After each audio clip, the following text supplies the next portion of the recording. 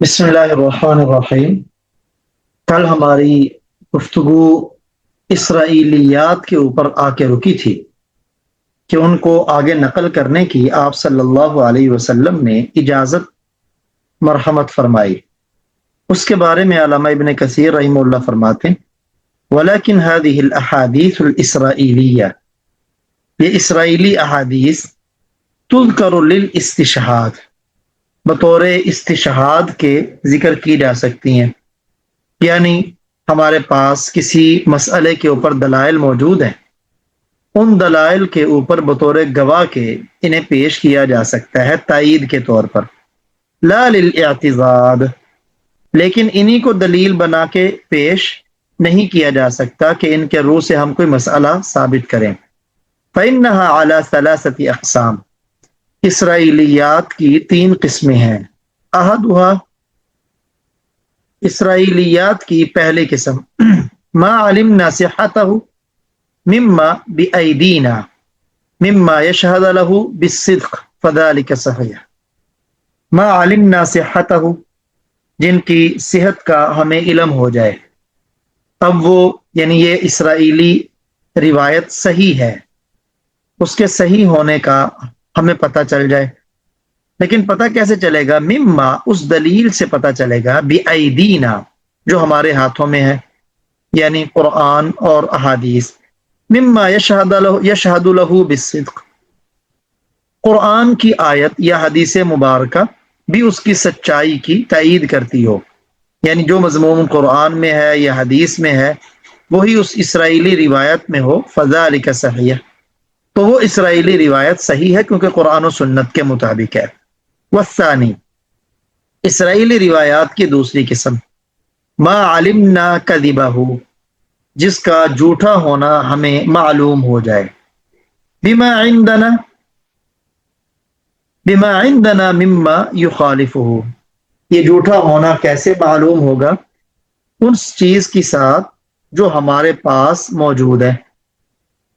ہمارے پاس کیا موجود ہے؟ یعنی قرآن اور سنت۔ کیسے جھوٹا ہونا معلوم ہوگا؟ مما یخالف، کیونکہ یہ اسرائیلی روایت یا قرآن کی آیت کے خلاف ہے یا حدیث مبارک کے خلاف ہے، تو یہ اس کے جھوٹا ہونے کی علامت ہے۔ تیسری قسم، ما هو مسکوت عنہ لا من هذا القبیل ولا من هذا القبیل، ما ہوا، وہ روایت جس کے بارے میں خاموشی اختیار کی گئی ہو، یعنی نہ ہی قرآن و سنت سے اس کی تائید ہوتی ہو، نہ ہی قرآن و سنت سے اس کی تکذیب ہوتی ہو، بلکہ وہ الگ سے کوئی بات ہو جس کے بارے میں قرآن و سنت کے اندر اس کا ذکر بھی نہ ہو اور اس کی تکذیب اور جٹلانا بھی نہ ہو، تو ایسی اسرائیلی روایت اسے کہتے ہیں مسکوت عنہ، کہ اس کے بارے میں خاموشی ہے قرآن و سنت میں۔ لا من هذا القبیل، اس قبیل سے بھی نہیں کہ قرآن و سنت سے اس کی تائید ہوتی ہو، اور لا من هذا القبیل، اور اس قبیل سے بھی نہیں کہ قرآن و سنت سے اس کا جھوٹا ہونا ثابت ہوتا ہو، یعنی نئی بات ہو، تو اس کے بارے میں حکم یہ ہے فلا نؤمن به، نہ ہم اس پر ایمان رکھیں گے، ولا نکذب، نہ ہم اس کو جھٹلائیں گے، ويجوز حکایته لما تقدم، اور اس کو نقل کرنا جائز ہوگا بوجہ اس روایت کے جو پیچھے گزر چکی، کہ آپ نے فرمایا نا کہ اسرائیلیات ان کو بیان کرنا جائز ہے، تو یہ اس قبیل سے ہے۔ جو صحیح ہے وہ تو ایسے ہی ہے جیسے قرآن و سنت ہے، جو غلط ہے اس کا نقل کرنا گناہ ہے، جو خاموشی ہے اس سے کہ اس کا ذکر ہے ہی نہیں قرآن و سنت میں، تو اس پر ایمان لانا ضروری نہیں ہے اور نہ ہی ہم اسے جٹلائیں گے، ہاں نقل کرنا جائز ہے۔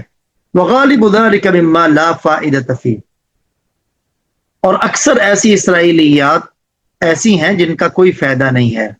تعود الی امر دینی، یعنی ایسا فائدہ جو دینی معاملات کی طرف لوٹتا ہو۔ ایسی اکثر اسرائیلیات، اسرائیلی روایات کہ جن کا تذکرہ قرآن و سنت میں نہیں ہے، وہ الگ سے کوئی نئی چیز ہے، تو ان سے کوئی دینی فائدہ نہیں ہوتا کہ دین کا کوئی مسئلہ معلوم ہو، کیونکہ مسئلے سارے قرآن و سنت میں مذکور ہیں، تو وہ معلوماتی چیز ہوگی، دینی معاملات میں اس کا کوئی فائدہ نہیں ہوگا۔ وَلِهَذَا يَخْتَلِفُ عُلَمَاءُ أَهْلِ الْكِتَابِ فِي هَذَا كَثِيرًا، اسی وجہ سے اہل کتاب کے علماء اس میں بہت زیادہ اختلاف کرتے ہیں. وَيَأْتِي عَنِ الْمُفَسِّرِينَ خِلَافًا بِسَبَبِ ذَلِكَ خلاف. اسی اور یہی مفسرین میں بھی اختلاف چلا آتا ہے اسی وجہ سے. جب اہل کتاب کے علماء نے اس پر اختلاف کیا تو مفسرین بھی اختلاف کرتے ہیں. کما یذکرون فی مثل ھذا، جیسے اس کے مثل وہ ذکر کرتے ہیں اسماء اصحاب الکہف، غار والوں کا واقعہ قرآن پاک میں ہے. اصحاب کہف جنہیں کہتے ہیں، ان کے نام وہ جس روایت سے ثابت ہے وہ اسرائیلیات ہے. اب چونکہ اہل کتاب کے علماء کا اس میں اختلاف ہے تو ہم نے بھی تو انہی سے نقل کرنی ہے، تو مفسرین کا بھی اس میں اختلاف ہوگا. اسی طرح یعنی ان کا نام کیا ہے، وَلَوْنِ كَلْبِهِمْ اسماء اصحاب الکہف وَلَوْنُ كَلْبِهِمْ، اور ان کے کتے کا رنگ، یہ بھی کہ وہ سفید تھا سیاہ تھا، کس رنگ کا تھا. تو جن روایات میں ہے وہ اسرائیلی روایات، تو چونکہ اس میں اہل کتاب علماء کا اختلاف ہے تو مفسرین کا بھی اختلاف. وعددهم، اور اصحاب کہف کی تعداد، اس کے اندر بھی وعصا موسیٰ من ای الشجر کانت، اور موسیٰ علیہ السلام کا عصا وہ کس درخت سے تھا. اب دیکھیں نا، وہ کسی بھی درخت سے ہو اس سے کوئی مسئلہ ثابت ہوتا ہے. اصحاب کہف کی تعداد کتنی بھی ہو اس سے کوئی مسئلہ نہیں. ان کے کتے رنگ کا رنگ جیسا بھی ہو اس سے کوئی دینی مسئلہ نہیں. اصحاب کہف کے نام جو بھی ہوں اس سے کوئی دینی مسئلہ نہیں، عبارت تو ان کے واقعے کے اندر ہے. وَأَسْمَاءُ الطُّيُورِ الَّتِي أَحْيَاهَا اللَّهُ لِإِبْرَاهِيمَ، اور ان پرندوں کے نام جن کو اللہ نے ابراہیم کے لیے زندہ کیا. دوسرے پارے میں آتا ہے کہ ابراہیم علیہ السلام نے عرض کیا کہ یا اللہ مجھے دکھائیں آپ کیسے مردوں کو زندہ کریں گے. اللہ نے فرمایا کہ تمہارا ایمان نہیں؟ کہا یا اللہ بالکل ایمان ہے لیکن آنکھوں سے دیکھنا چاہتا ہوں. تو حکم ہوا تو فخذ اربعۃ من الطیر، کہ تم 4 پرندوں کو پکڑو، پھر ان 4 پرندوں کو اپنے ساتھ مانوس کرو، پھر ان کو ٹکڑے ٹکڑے کرو، مختلف پہاڑوں پر بکھیر دو، پھر ان کو بلاؤ تو وہ زندہ ہو کے تمہارے پاس آ جائیں گے. تو یہ پرندے کون کون سے تھے؟ کیونکہ اسرائیلی روایات سے ثابت ہے تو اہل کتاب کے علماء میں اختلاف تو مفسرین میں بھی. وتعیین البعض الذی ضرب به القتیل من البقرہ، اور اس بعض حصے کی تعیین، الذی وہ بعض حصہ، ضرب به القتیل جس کے ساتھ مارا گیا تھا مقتول کو، وہ بعض حصہ کس کا تھا؟ من البقرہ، گائے کا. یعنی گائے کے اس حصے کی تعیین میں جس کے ساتھ مقتول کو مارا گیا اور وہ زندہ ہو گیا، کہ وہ کون سا حصہ تھا. جیسے کسی نے زبان کہا، کسی نے کچھ کہا. تو چونکہ یہ اسرائیلی روایات سے ثابت ہے ان کا بھی اختلاف تو مفسرین کا بھی اختلاف. یہ بڑی اہم ترین باتیں ہیں. وَنُوعُ الشَّجَرَةِ الَّتِي كَلَّمَ اللَّهُ مِنْهَا مُوسَى، اور اس درخت، وہ درخت کون سا ہے جس سے موسیٰ علیہ السلام نے کلام کیا. الَّتِي كَلَّمَ اللَّهُ مِنْهَا مُوسَى إِلَى غَيْرِ ذَلِكَ مِمَّا أَبْهَمَهُ اللَّهُ تَعَالَى فِي الْقُرْآنِ، ان کے علاوہ بھی دیگر وہ چیزیں جن کو اللہ تعالیٰ نے قرآن میں مبہم رکھا ہے. مبہم یعنی متعین نہیں کیا، تو ان چیزوں کا تذکرہ ملتا ہے اسرائیلی روایات میں، اور ان کے ساتھ کسی بھی دینی حکم کا تعلق نہیں. مما لا فائدۃ فی تعیین، ایسی چیزیں کہ جن کے متعین کرنے میں کسی قسم کا کوئی فائدہ نہیں. ایسا فائدہ تعود علی المکلفین فی دینہم، جو مکلفین، مکلف اس شخص کو کہتے ہیں جو ذمہ دار ہو، جسے تکلیف دی گئی ہو. تکلیف یعنی ذمہ داری دی گئی ہو. جیسے بالغ مکلف ہے، شریعت کے احکامات اس کے ذمے ہیں، تو مکلفین کو اس کا کوئی فائدہ نہیں اپنے دین میں اور نہ اپنی دنیا میں. یعنی یہ جتنی بھی چیزیں ہیں جو اسرائیلی روایات سے ثابت ہوتی ہیں اکثر ایسی ہی ہیں کہ ان کا دین اور دنیا میں کوئی فائدہ نہیں. جیسے اصحاب کہف کو کتے کا پتہ چل جائے تو کیا فائدہ ہوگا؟ نہ دین کا نہ دنیا کا. ان کی تعداد کا پتہ چل جائے تو کیا فائدہ؟ کوئی بھی فائدہ نہیں. ایسے ہی باقی کو قیاس کر لیں. ولیکن نقل الخلاف عنہم فی ذلک جائز، ولیکن نقل الخلاف عنہم فی ذلک جائز، لیکن ان کے اختلاف کو اس میں نقل کرنا جائز ہے. یعنی اسرائیلی روایات میں جو اہل کتاب کے درمیان اختلاف ہے اس کو اگر ہم نقل کریں، جی فلاں یہ کہتا ہے وہ یہ کہتا ہے، تو یہ جائز ہے. جیسے کہ اللہ جل شانہ کا فرمان سیقولون ثلاثہ، ان قریب وہ کہیں گے کہ تین تھے، یعنی اصحاب کہف، رابعہم کلبہم، چوتھا ان کا کتا ہے، ویقولون، اور وہ کہیں گے خمسہ، وہ پانچ تھے، سادسہم کلبہم، پانچواں ان کا کتا ہے، لیکن ان کے یہ قول رجمن بالغیب، یہ اندھیرے میں ٹانگے مارنا ہے، یعنی تکے لگانا ہے، ویقولون، اور وہ کہیں گے سبع، سات ہیں، وثامنہم کلبہم، اور آٹھواں ان کا کتا ہے۔ اب اس کے ساتھ رجمن بالغیب نہیں کہا کہ یہ اندازے کے تیر پھینکنا ہے، تو اس سے مفسرین نے کہا ہو سکتا ہے یہ راجح ہو، لیکن یہ ان کا آپس میں اختلاف ہے، قرآن نے ذکر کیا۔ آگے قرآن کہتا ہے قل، آپ کہہ دیں، ربی اعلم بعدتہم، میرا رب خوب جانتا ہے ان کی گنتی کو، ما یعلمہم الا قلیل، بہت کم لوگ ان کی صحیح تعداد کو جانتے ہیں، فلا تماری فیہم، پس آپ ان کے بارے میں بحث نہ کریں، الا مراء ظاہرا، مگر سرسری گفتگو، ولا تستفت فیہم، اور آپ نہ دریافت کریں ان کے بارے میں، یعنی اصحاب کہف کے بارے میں، منہم، ان سے، اہل کتاب سے، آدم، کسی سے بھی، اہل کتاب کے کسی فرد سے بھی آپ اصحاب کہف کی تعداد کے بارے میں دریافت نہ کریں۔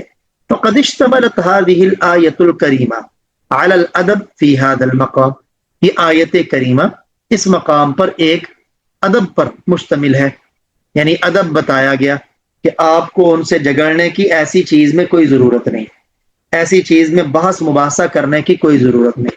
وتعلیم ما ينبغي فی مثل هذا، جو مناسب ہے اس کے سکھانے کا ہمیں معلوم ہوا کہ جو چیز مناسب ہے، شیان شان ہے، بہتر ہے، اس کو سکھانے میں لگے، ایسی بے فائدہ چیز کے پیچھے اپنے وقت کو ضائع نہ کرے۔ فإنه تعالی حکى عنهم ثلاثة اقوال، اللہ تعالیٰ نے ان کے تین اقوال کو نقل کیا، کہ کسی نے کہا جی تین تھے، چوتھا کتا تھا، پانچ تھے، چھٹا کتا تھا، یا اور سات تھے، آٹھواں کتا تھا۔ ضعف القولین الاولین، اللہ تعالیٰ نے پہلے دو قولوں کو کمزور قرار دیا، رجمن بالغیب کہا نا، وسکت عن الثالث، اس ساتویں قول سے اللہ خاموش رہے، فدل علی صحتہ، تو یہ اس بات نے دلالت کیا اس قول کے صحیح ہونے پر، اذ لو کان باطلا، اس لیے کہ اگر وہ قول باطل ہوتا، غلط ہوتا، لردہ کما ردہما، تو اللہ تعالیٰ اس قول کو بھی رد کر دیتے جیسے پہلے دو قولوں کو رد کیا۔ ثم ارشد، پھر اللہ تعالیٰ نے رہنمائی فرمائی، علی ان الاطلاع علی عدتہم، اس بات پر کہ ان کی تعداد پر مطلع ہونا، لا طائل تحتہ، اس کی کوئی یہ ممکن نہیں ہے۔ فقال فی مثل هذا، اس کے بارے میں کہا، آپ کہہ دیں ربی اعلم بعدتہم، میرا رب ان کی تعداد کو بہتر جانتا ہے، فإنه ما يعلم ذلك الا قليل من الناس، اس کو لوگوں میں سے بہت تھوڑے لوگ جانتے ہیں، اور وہ بھی وہ اطلعہ اللہ علیہ، جن کو اللہ نے اس پر مطلع کیا۔ فلہذا قال، اس وجہ سے اللہ تعالیٰ فرماتے ہیں فلا تماری فیہم، آپ ان سے بحث مباحثہ نہ کریں، الا مراء ظاہرا، مگر سرسری گفتگو۔ کیا مطلب اس آیت کا؟ کیا مطلب؟ اے لا تجہد نفسک فیما لا طائل تحتہ، اپنے آپ کو نہ تھکائیں اس چیز میں جس تک آپ پہنچ ہی نہیں سکتے، ولا تسألہم عن ذلک، اور اس کے بارے میں ان سے بھی نہ پوچھیں، کیوں؟ فإنہم لا يعلمون من ذلک، کیونکہ وہ بھی نہیں جانتے، الا رجما بالغیب، رجم الغیب، مگر وہ تکے لگائیں گے، اندازے لگائیں گے، لہذا جب ان کو بھی یقینی پتہ نہیں ہے تو آپ کو ان سے بھی اس کے بارے میں دریافت کرنے کی ضرورت نہیں ہے۔ فآدھا احسن ما یکون فیہ حکایت الخلاف، یہ بہت ہی عمدہ طریقہ ہے کسی اختلاف کو نقل کرنے کا، ان تستوعب الاقوال فی ذلک المقام، کہ آپ سب اختلاف والے قولوں کو بیان کر دیں، وان تنبہ علی الصحیح منہا، اور ان میں سے جو صحیح ہے آپ اس پر متنبہ کر دیں، وتبطل الباطل، اور جو غلط ہے اسے غلط قرار دے دیں، وتذکر فائدۃ الخلاف وثمرتہ لئلا یطول النزاع، اور آپ جو اختلاف کا فائدہ ہے اسے بیان کر دیں اور اس کے نتیجے کو، تاکہ جھگڑا زیادہ طول نہ پکڑے۔ والخلاف فیما لا فائدہ تحتہ، اور اس چیز میں اختلاف نہ کریں جس میں کوئی فائدہ ہی نہیں۔ تشتغل به عن الاہم فالاہم، اس سے چھوڑ کر آپ اہم فل اہم کے اندر مصروف ہو، یعنی جو زیادہ اہم چیز ہے جس کا کوئی فائدہ ہو اس میں آپ مصروف ہو، جس کا کوئی فائدہ نہیں اس میں مصروف ہونے کی ذکر نہیں۔ فَأَمَّا مَنْ حَكَى خِلَافًا فِي مَسْأَلَةٍ، چنانچہ جس نے کسی مسئلہ میں اختلاف کو نقل کیا، وَلَمْ يَسْتَوْعِبْ أَقْوَالَ النَّاسِ فِيهَا، اور لوگوں کے اس میں مکمل اقوال نقل نہیں کیے، فَهُوَ نَاقِص، تو اس کا یہ خلاف نقل کرنا ناقص ہے، کم ہے۔ پہلے وہ مکمل نقل کرے، پھر جو بہتر اسے لگے اس پر متنبع کر دے۔ اذ قد يكون الصواب في الذي تركه، کیونکہ جس نے کسی اختلاف میں بعض کے اقوال کو نقل کیا، بعض کو چھوڑ دیا، اب جس کو چھوڑا ہے ہو سکتا ہے درست اسی کے اندر ہو، قد یکون کبھی ہوتی ہے درستگی اس قول میں جس کو اس نے چھوڑا ہے، اور یحکی الخلاف ویطلقه، یا وہ اختلاف کو نقل کرے اور اسے ویسے رہنے دے، ولا ينبه على الصحيح من الاقوال، اور جو اس میں صحیح قول ہے اس پر متنبع نہ کرے، فهو ناقص ايضا، یہ بات بھی ناقص ہے، یعنی خلاف نقل کرے تو تمام اقوال ہوں، پھر اقوال ہوں تو ان میں سے صحیح پر متنبع کرنا ہو۔ فإن صحح غیر الصحیح عامدا فقد تعمد الكذب، اگر اس نے صحیح قرار دیا اس کو جو صحیح نہیں تو اس نے جان بوجھ کے جھوٹ بولا، او جاہلا فقد اخطأ، یا یعنی اگر جان بوجھ کے ایسا کیا تو اس نے جھوٹ بولا، یا اگر وہ جاہل ہے تو اس نے پھر بھی غلطی کی۔ وَكَذَلِكَ مَن نَسَبَ الْخِلَافَ فِيمَا لَا فَائِدَةَ تَحْتَهُ، اسی طرح وہ آدمی جس نے ایسے ہی اختلاف کو اپنا نقطہ نظر بنایا ہو جس کے اندر کوئی فائدہ نہیں، او حکا اقوالا متعددہ لفظا، یا لفظی طور پر متعدد اقوال نقل کرے، وَيَرْجِعُ حَاصِلُهَا إِلَى قَوْلٍ، حالانکہ وہ تمام اقوال ان کا لب لباب ایک ہی قول تھا، او قولین، یا دو قول تھے، معنن باعتبار معنی کے، باعتبار معنی کے وہ ایک قول تھا یا دو قول تھے، لیکن یہ سارے بیان کر رہا ہے، تو اس نے کیا کیا؟ فقط ضیع الزمان، اس نے وقت کو ضائع کیا۔ اب دیکھیں نا، جب اس کا خلاصہ ایک قول نکلتا تو آپ ایک ہی بیان کر دیں، دو نکلتے تو دو ہی بیان کر دیں۔ اب اگر آپ سارے اقوال نقل کرنا چاہتے ہیں تو سب کریں، پھر صرف نقل نہ کریں، ان میں راجے کو متعین کریں جو صحیح ہے۔ اگر آپ کچھ نقل کرتے ہیں تو یہ بھی ٹائم کا ضیاع ہے، سب کر کے اس میں کسی ایک کو ترجیح نہیں دیتے تو یہ بھی ٹائم کا ضیاع ہے، کیونکہ پڑھنے والا کیا کرے گا؟ وہ تو بیچارہ ششپن میں مبتلا ہو جائے گا۔ وَتَكْثُرُ بِمَا لَيْسَ بِصَحِيحٍ، تو اور کثرت ہو جائے گی ان چیزوں کی جو صحیح نہیں۔ فَهُوَ كَلَابِسِ ثَوْبِ الزُّورِ، تو وہ جھوٹے کپڑے پہننے کی طرح ہے، یعنی ایسے ہے کہ جیسے ایک آدمی کا لباس اپنا نہیں، لباس کسی سے لیا ہے اور پہن کر یوں شو کر رہا ہے کہ یہ اس کا ذاتی لباس ہے، تو اسے کہا گیا جھوٹ کے لباس، جھوٹ کا لباس۔ تو یہ اس بیچارے کو اقوال کا پتہ نہیں، کسی سے نقل کر کے اپنی طرف یعنی یہ باور کروانے کی کوشش کر رہا ہے کہ مجھے بڑا علم ہے، حالانکہ ان اقوال میں اس نے لب لباب نہیں نکالا۔ واللہ الموفق للصواب، اللہ ہی درستگی کی توفیق دینے والے ہیں۔ اب دیکھیں اس کے اندر ایک تو آپ کو اسرائیلیات کا پتہ چلا کہ اسرائیلیات کی 3 قسمیں ہیں، صحیح، غلط، یا وہ جو مسکوت عنہ ہے، تو ان میں بھی اگر آپ ذکر کرنا چاہتے ہیں تو ذکر کرنے کی گنجائش ہے، لیکن اس کے اندر اکثر ایسی ہیں جس کے اندر دینی دنیاوی کوئی فائدہ نہیں ہے، اور اسی وجہ سے اہل کتاب کے علماء نے بھی چونکہ اس میں اختلاف کیا تو مفسرین بھی۔ اب اگر کوئی مفسر اس اختلاف کو بیان کرنا چاہتا ہے تو پھر وہ تمام اقوال نقل کرے، یہ جائز ہے، جیسے قرآن کی آیت کا حوالہ، اور اس میں صحیح قول